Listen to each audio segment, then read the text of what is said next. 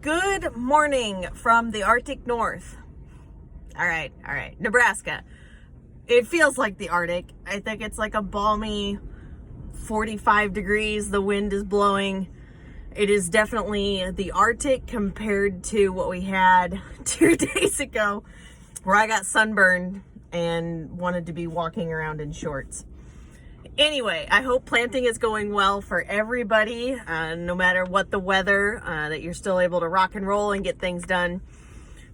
Just some quick thoughts. I've got a past customer, now again current customer, inquired into having me check behind the corn planter and the bean planter as they were rolling around. He does quite a bit of variety of different planting of different soils and farming practices within his own operation, as well as custom farming that he does. Love that he's concerned about this, because it all starts in so many ways with the planter. And I also am a firm believer in harvest this year's crop for next year's crop, but that's something we can discuss some other time. But he reached out about having me follow him around as he went to different farms and or farming practices to double check spacing, depth, all those kinds of things. Awesome. I spent Saturday morning, a little bit of afternoon with him, about an hour on the one field, because he ended up doing some speed trials, 6 mile an hour, 7 mile an hour, and 8 mile an hour, which was funny just to see him in the 8 mile an hour pass. I did a video and it was like, you couldn't see that he was nervous, but you could just feel it even outside of the tractor.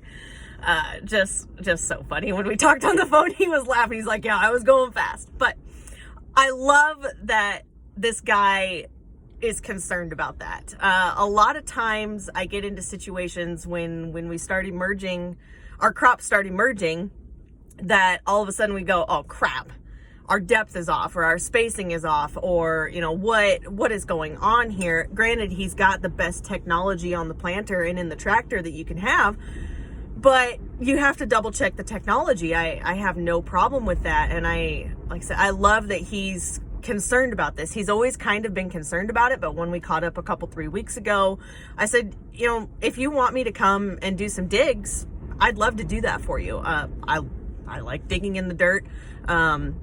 It double checks stuff. It's a rewarding thing, and it's just that level of service that nobody else is doing.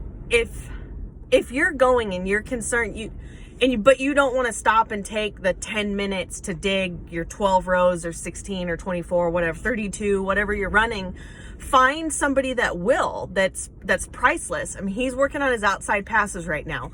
Outside passes are important, but they're not super critical. I went and dug just a handful of rows as he's going across. This particular field has been ripped.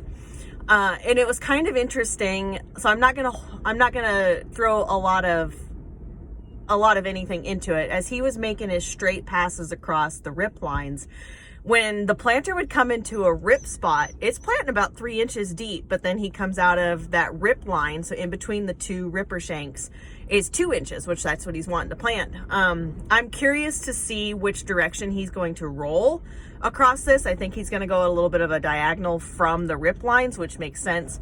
But there's a pretty good heave on that rip line. And see, when he gets going on his straight and he's going at his 6.5 or 7 mile an hour that he's going to run, I'm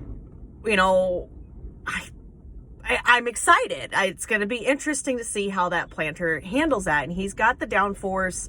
Like I said, all that technology is on there. So, but I'm really curious to see, and hopefully by going at an angle a little bit wonky from the rip lines, the ripper shank lines, we get that thing even out. But yeah, that if that ends up being a concern out here, to where every few plants we're going to go 2 inches and we're going to go 3 inches deep, obviously that affects emergence. Germination in theory should be fine. I haven't done a soil temperature check, but that's going to make a wavy plant out here, or a wavy stand. Anything 2 leaves behind or more is considered a weed. A whole nother inch on corn, that's a lot of energy that needs to come up out of that. So that was what I wanted to hop on. The big thing is do your digs. Use something. This is a dual purpose. I love this. They sent us, I think, channel customers, you were able to get one of these last fall or last summer. They had a little promo thing.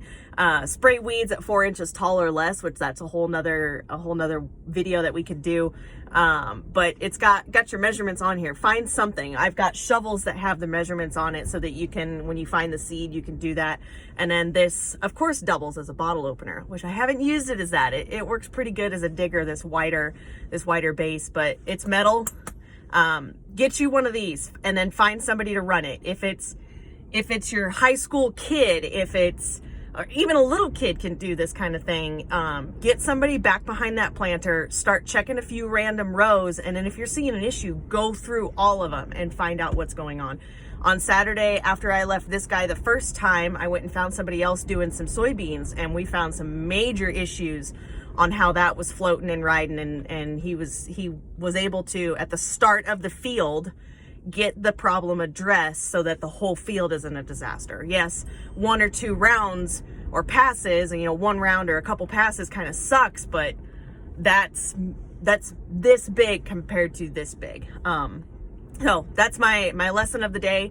Get out there, do your digs, find somebody to do digs for you. That 10 minutes is worth a lot of money, particularly with today's commodity prices. You need to grow every little bit of bushel that you can.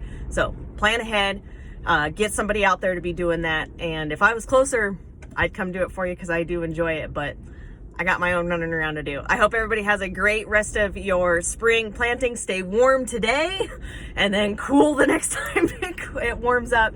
And we will catch you next time. Thanks.